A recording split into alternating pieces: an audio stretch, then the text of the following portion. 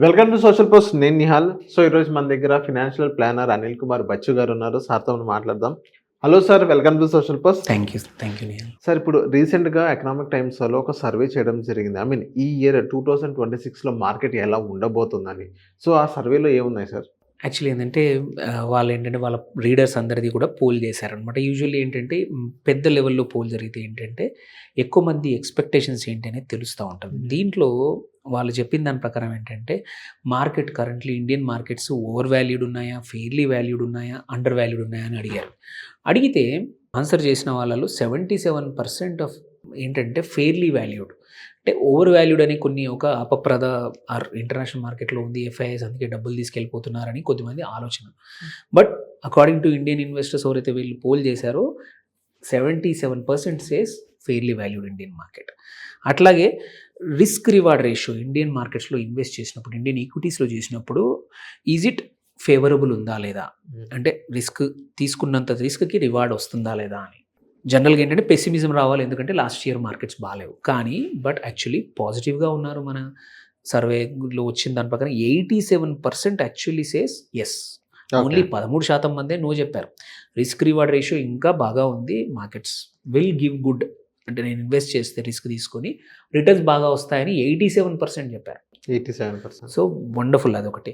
అట్లాగే ఇంకో క్వశ్చన్ అడిగారు. ఏమడిగారు, మీ దగ్గర క్యాష్ మీద కూర్చున్న వాళ్ళకు మీరు ఇచ్చే అడ్వైజ్ ఏంటి, అంటే ఇన్వెస్ట్ చేయడానికి డబ్బులు ఉన్నాయి, just waiting on the cash, ఏం చేస్తారు అని అంటే 87% ఆఫ్ రెస్పాండెంట్స్ ఏమన్నారు అంటే deploy over a period of time, అంటే ఖాళీగా క్యాష్ మీద కూర్చోకండి, యాక్చువల్లీ ఇన్వెస్ట్ చేయండి అన్నారు. వెరీ కొద్ది మంది మాత్రం, ఒక 13% మాత్రం లంసమ్ ఇన్వెస్ట్ చేసేయమన్నారు.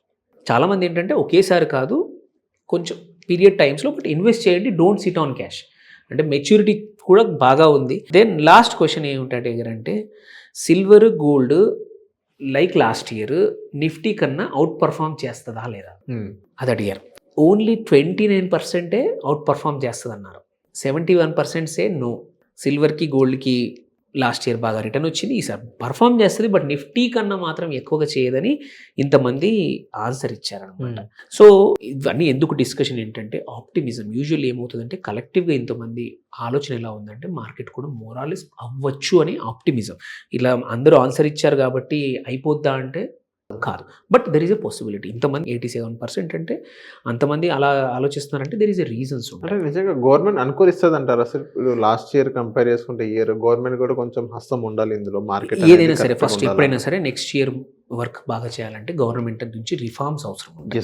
ఆ రిఫార్మ్స్ ఏవో ఒకసారి చిన్న షార్ట్ సమ్మరీ చేస్తా, ఎందుకు ఇంతమంది ఆప్టిమిజం ఉంది అనేది ఇంపార్టెంట్. దానికి బేసిస్ ఏంటంటే గవర్నమెంట్ నుంచి జరిగిన reforms. Last year was a mile stone year 2025. మీరు చూసుకుంటే న్యూ ట్యాక్స్ రిజిమ్ తీసుకొచ్చారు, 12 లక్షల వరకు ఎటువంటి ట్యాక్స్ లేదు. సో ఎంతోమంది కొత్తగా స్పెండ్ చేయొచ్చు. ఇంతకుముందు ట్యాక్స్ కట్టే బదులు అంత amount you have it in your hands, invest చేయొచ్చు, స్పెండ్ చేయొచ్చు. That Boost the economy. So అది వండర్ఫుల్ ఆపర్చునిటీ. జిఎస్టీ రేషనలైజేషన్ జరిగి 4 స్లాబ్ల నుంచి 2 స్లాబ్లకు తీసుకొచ్చి ఎన్నో ప్రోడక్ట్స్ని తక్కువ స్లాబ్లో చేయడం వల్ల డిమాండ్ గ్రో అయింది, సడన్గా డిమాండ్ పెరిగింది. That is another wonderful driver. మనం ఆల్రెడీ చూస్తున్నాం జిఎస్టీ నెంబర్స్. స్లాబ్స్ తగ్గాక కూడా జిఎస్టీ అమౌంట్ అంతే కలెక్ట్ అయింది last month. And Q3 results అందరూ యాంటిసిపేట్ చేస్తూ ఉన్నారు మంచిగా పర్ఫామ్ అవుతాయని, బికాస్ జిఎస్టీ రేషనలైజ్ అవ్వడం వల్ల. లేబర్ లా రిఫార్మ్ అయింది, హైరింగ్ అండ్ ఫైరింగ్ ఈజీ అయిపోయింది, కంపెనీస్ కొత్తగా హైర్ చేసుకోవాలన్న అవకాశాలు మంచిగా అయిపోయాయి.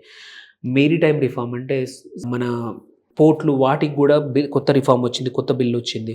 ఇందులో 5 కొత్త ల్యాండ్ మార్క్ బిల్స్ పాస్ అయ్యాయి ఈ సంవత్సరం 2025లో. 25,000 కోట్లు మెరిటైమ్ డెవలప్మెంట్ బోర్డ్ అని పెట్టారు. సో కొత్త లైన్స్, కొత్త షిప్పింగ్ లైన్స్, కొత్త వాటిని డెవలప్ చేయడానికి ఈ ఫండ్స్ యూజ్ అవుతాయి. అండ్ ఎంఎస్ఎంఈ డెఫినేషన్ మార్చారు. ఇంతకుముందు ఎంఎస్ఎంఈ డెఫినేషన్ కొంచెం కన్ఫ్యూజింగ్గా ఉండింది, బ్యాంకులు ఇన్స్టిట్యూషన్స్ దగ్గర నుంచి ఫండింగ్ కష్టంగా ఉండింది. ఇప్పుడు మైక్రో ఎంఎస్ఎంఈ కావాలంటే 2.5 కోట్ల నుంచి 10 కోట్ల మధ్యలో నీ టర్న్ ఓవర్ ఉంటే, స్మాల్ 25 కోట్ల నుంచి 100 కోట్లు, మీడియం సైజ్డ్ ఎంఎస్ఎంఈ అంటే 125 నుంచి 500 కోట్లు. ఎందుకు ఇది అడ్వాంటేజ్ అంటే ఎస్, డెఫినేషన్ క్లియర్గా ఉంటే బ్యాంకులు కానీ ఇన్స్టిట్యూషన్స్ కానీ ఈవెన్ ఆంటర్ప్రినర్స్ కూడా ఎవరిని అప్రోచ్ కావాలి, ఎట్లాంటి వాటిని క్లారిటీ ఉంటుంది. నీ గ్రోత్ ఫండ్కి గ్రోత్ కోసం డబ్బులు ఎక్కడికి వెళ్ళాలి, ఎక్కడి నుంచి ఏం స్కీమ్స్ ఉన్నాయి, గవర్నమెంట్ దగ్గర ఎవరి దగ్గర ఏమున్నాయి, ఎక్కడ నాకు పొందొచ్చు, ఎక్స్పోర్ట్ కానీ ఇంపోర్ట్ కానీ మ్యానుఫ్యాక్చరింగ్ కానీ న్యూ ఫెసిలిటీ కానీ న్యూ లైన్స్ యాడ్ చేయాలన్నా కానీ ఇవంతా డెఫినేషన్ ఈజ్ ఇంపార్టెంట్. అట్లాగే న్యూక్లియర్ రిఫార్మ్స్ బిల్స్ వచ్చాయి కొత్తగా, శాంతి బిల్ అని కొత్తగా మనకు వచ్చింది last year.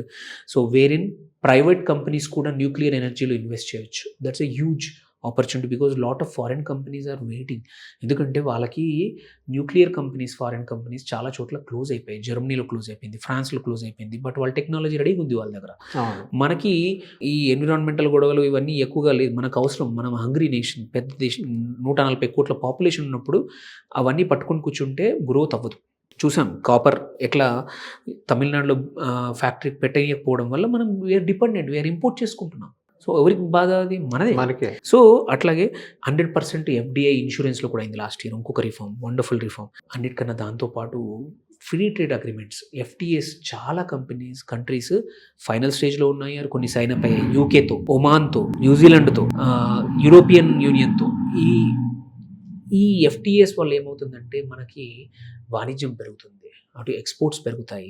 We don't need to worry. ఇప్పుడు ఇదే ఒక FTA ఇండియాకు US మధ్యలో ఉంటే ఈ టారిఫ్ గొడవలే ఉండేవి last year, one the major reason. So ఇన్ని రకాల రిఫార్మ్స్ ఒక సంవత్సరం జరగడం అనేది వెరీ రేర్. వీటి యొక్క ఇవన్నీ జరగగానే పెరుగుతాయి మార్కెట్స్, రెస్పాండ్ అవుతాయంటే అవ్వవు. It takes 6 months to 1 year time. That's what happening now. కొన్ని ఆల్రెడీ లాస్ట్ ఇయర్ ముందు జరిగాయి, కొన్ని చివర్లో జరిగాయి. 26 ఈజ్ ద టైం. ఆ రిఫార్మ్స్ యొక్క ఫలితాలు అనేది కనబడబోతా ఉన్నాయి ఇక్కడ నుంచి. సో ఇండియన్ ఇన్వెస్టర్స్ ఎవరైతే లాస్ట్ ఇయర్ నాకు డబ్బులు ఇన్వెస్ట్ చేసినా రాలేదు, పెరగలేదు అని బాధపడ్డం కన్నా, మళ్ళా మనం ఆల్రెడీ చూసాం మార్కెట్స్ 24,000, 23,900 నుంచి ఇప్పుడు మళ్ళీ 26,000 పైన ఉన్నాయి. ఇక్కడ నుంచి పైకే వెళ్తాయి. బేస్ అయితే ఆల్రెడీ న్యూ బేస్ 25,000 దగ్గర ఫామ్ అయింది. అంటిల్ అన్లెస్ ఏదైనా హ్యూజ్ ఇష్యూ వస్తే, which I don't see. Because అటు GDP నెంబర్స్ బాగున్నాయి, మ్యానుఫ్యాక్చరింగ్ నెంబర్స్ బాగున్నాయి, ఎక్స్పోర్ట్స్ నెంబర్స్ బాగా ఉన్నాయి. ఇన్ని బాగా ఉన్నప్పుడు companies also should start making good money and thereby మార్కెట్స్లో రిటర్న్స్ కూడా అట్లాగే. So 2026 according to me is a good year, wonderful year. Considering last year బాగా రిటర్న్స్ తక్కువ వచ్చాయి కాబట్టి 9% నిఫ్టీ పెరిగింది, అంతే 9.5%. ఈ ఇయర్ బాగా పెరిగే అవకాశాలు చాలా ఉన్నాయి. సో ఇన్వెస్టర్స్ కూడా ధైర్యంగా మ్యూచువల్ ఫండ్స్ ద్వారా కానీ, ఆర్ స్టాక్స్ ద్వారా కానీ, ఆర్ ETFల ద్వారా కానీ ఇన్వెస్ట్ చేసుకోవాలి. మళ్ళీ ఈక్విటీ మార్కెట్స్ మీద నమ్మకం అనేది పెంచుకోవాల్సిన అవసరం ఉంది. ఓన్లీ మెటల్సే పెరుగుతాయంటే లేదు, ప్రతిసారి పెరగవు. ET సర్వేలో కూడా తేలింది అదే. 5%, 76% యాక్చువల్లీ ఈక్విటీ అవుట్ పర్ఫార్మ్ చేస్తుందని చెప్పారు ఈ సంవత్సరం. So that's a good mentality, కూడా మంచిగా ఉంది మన ఇన్వెస్టర్స్ది. హోప్ఫుల్లీ అదే జరుగుద్ది అనుకుంటా.